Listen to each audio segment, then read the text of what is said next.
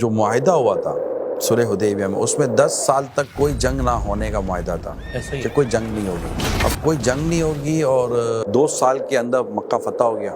یہ اس صلح حدیبیہ کے 2 سال کے بعد فتح مکہ کا واقعہ ہوا جی. اور معاہدہ یہ تھا کہ 10 سال تک جنگ نہیں ہوگی.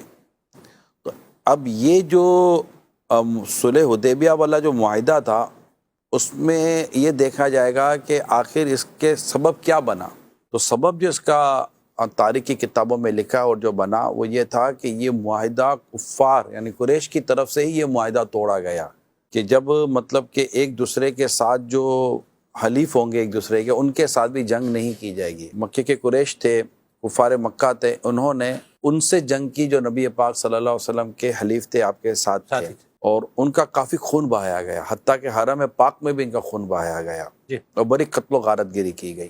خیر نبی پاک صلی اللہ تعالیٰ علیہ وسلم اپنے 10,000 صحابہ کرام علم و رضوان کو لے کر مکہ مکرمہ کی طرف روانہ ہوئے. ایک روایت کے مطابق 12,000 کا بھی فگر آیا ہے، لیکن اس میں راویوں کا یوں ہے، اس میں اختلاف نہیں بیان کیا گیا. یہ ہے کہ 10,000 چلے ہوں گے اور بعد میں ہو سکتا ہے کہ 2,000 کی مزید تعداد پلس ہو گئی ہو تو یہ 12,000 تک بھی پہنچ چکا ہو.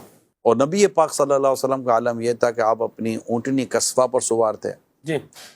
فاتح مکہ رحمت عالم صلی اللہ علیہ وسلم کی کیفیت یہ تھی کہ آج تواضع اور عاجزی کے سبب، ایک تو ہے نا فاتحانہ انداز میں آدمی داخل ہوتا ہے، نہیں، آپ اللہ پاک کی بارگاہ میں عاجزی کرتے ہوئے، انکساری کرتے ہوئے، اپنے سر مبارک کو جھکاتے ہوئے کہ آپ کی داڑھی مبارک اونٹ کے پالان سے لگ رہی تھی، اللہ، اور آپ یوں فاتح مکہ بن کر جب تشریف لاتے ہیں. اب پیارے اسلام بھائیو، جو چند چیزیں میں آپ کو عرض کرنے جا رہا ہوں جو اس واقعے کو مزید تاریخی بناتا ہے. 1400 سال گزر جانے کے باوجود بھی اس کی اب کوئی مثال نہیں لا سکا، نہ کوئی لا سکے گا. نبی پاک صلی اللہ علیہ وسلم جب فاتح مکہ بن کر تشریف لاتے ہیں، آپ کے ساتھ صحابہ کرام بھی ہیں.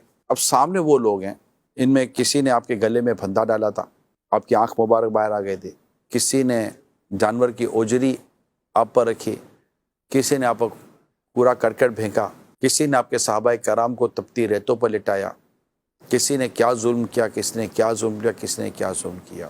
طرح طرح کے مظالم جن پر ڈھائے گئے تھے، آج وہ فاتح مکہ بن کر مکہ مکرمہ میں ان کی جلوہ گری تھی، اور سامنے یہ مجرموں کی طرح کھڑے ہیں کہ دیکھیں ہمارے بارے میں اب کیا فیصلہ ہوتا ہے اور ہمارے لیے کیا، مطلب آپ سمجھ سکتے ہیں کہ جو مطلب اس ٹائم ان کی جو کیفیت ہوگی، ان کے تو ہوش اڑے ہوئے تھے اور بالکل آنکھیں پھٹی کی پھٹی تھی. نبی پاک صلی اللہ علیہ وسلم نے آتے پوچھا کہ آج تم کیا خیال کرتے ہو، تمہارے ساتھ میں کیا سلوک کرنے جا رہا ہوں.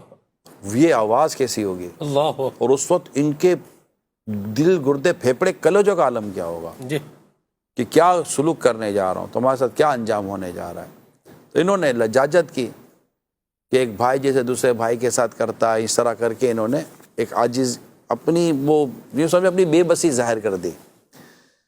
تو نبی پاک صلی اللہ علیہ وآلہ وسلم کی رحمت جوش میں آتی ہے، اور آپ وہ تاریخی جملہ ارشاد فرماتے ہیں جسے آج تک بیان کرتے وقت مسلمانوں کے سینے بھی چوڑے ہو جاتے ہیں کہ ہم کس آقا کے غلام ہیں، ہم کس آقا کے امتی ہیں کہ آج تم سے کوئی مواخذہ نہیں ہوگا، آج تم سب کو معاف کیا جاتا ہے اور تم سب کو آزاد کیا جاتا ہے. اللہ، لا تثریب علیکم اليوم، لا تثریب علیکم اليوم، لا تثریب علیکم اليوم. یہ ایک ایسا لفظ ہے کہ آج تک اسے مطلب کہ بیان ہی کیا جا رہا ہے، اور تم سب آزاد ہو. لا تثریب علیکم اليوم فرما اب تم سب آزاد ہو. جی.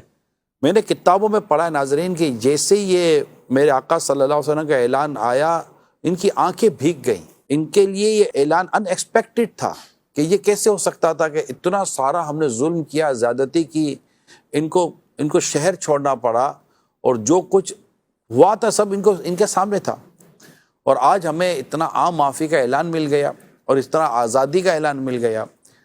اس کے بعد کئی مسلمان ہو گئے.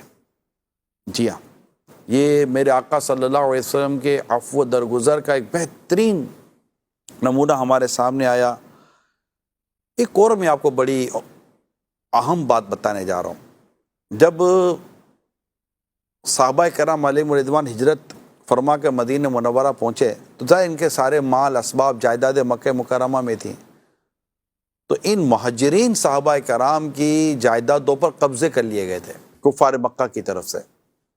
اب ہونا کیا چاہیے کہ ان سب کی جائیدادیں بازیاب کرائی جائیں، وصول کی جائیں، نکلوائی جائیں۔ نبی پاک صلی اللہ علیہ وسلم نے اپنے مہاجر صحابہ کرام علیہم رضوان کو حکم ارشاد فرمایا، جس کے بعد ان صحابہ کرام علیہم رضوان نے اپنی ان تمام تر جائیدادیں املاک ان کو ہبہ کر دیں، اے تحفے میں دے دیں۔ اللہ اکبر۔ کون کرتا ہے یہ بتائیے؟ یہ فتح مکہ کی وہ خوبیاں مزید ہیں کہ جنہیں آج تک بیان کرتے ہوئے مزہ آتا ہے، سنتے ہوئے مزہ آتا ہے۔